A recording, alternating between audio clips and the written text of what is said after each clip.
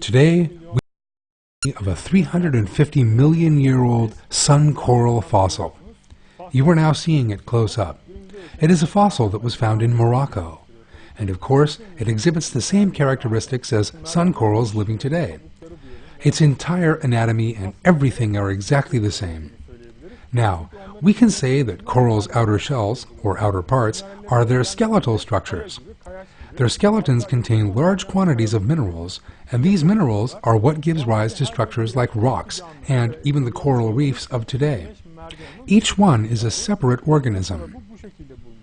What you see in my hand is a fossilized sun coral. This is how they look in the oceans too, and they look exactly the same today. But these organisms come together and build colonies.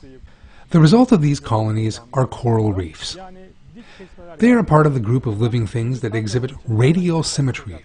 In other words, when we take a vertical section of their bodies, no matter where we do this from, the result is two equal parts.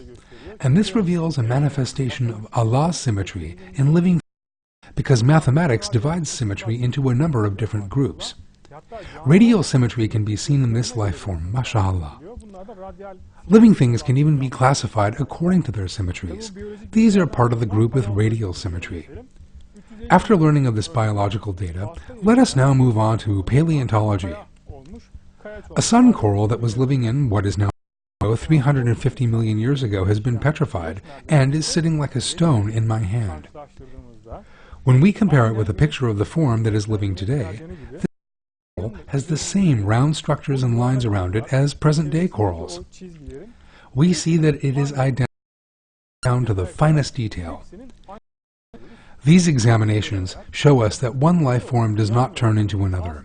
Therefore, what Charles Darwin said, his prophecy for the future, if you will, was untrue. Let us remind ourselves of what Charles Darwin said. He wondered why we do not see countless transitional forms in fossils. He then said that if these transitional fossils cannot be found, if every fossil is identical to its counterparts living today, then no species evolved and evolution does not exist. And every fossil is indeed identical to members of the species living today.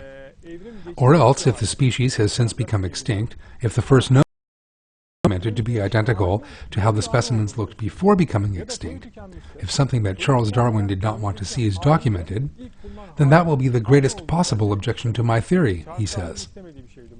And indeed, all fossils do look the same and no change has taken place within species.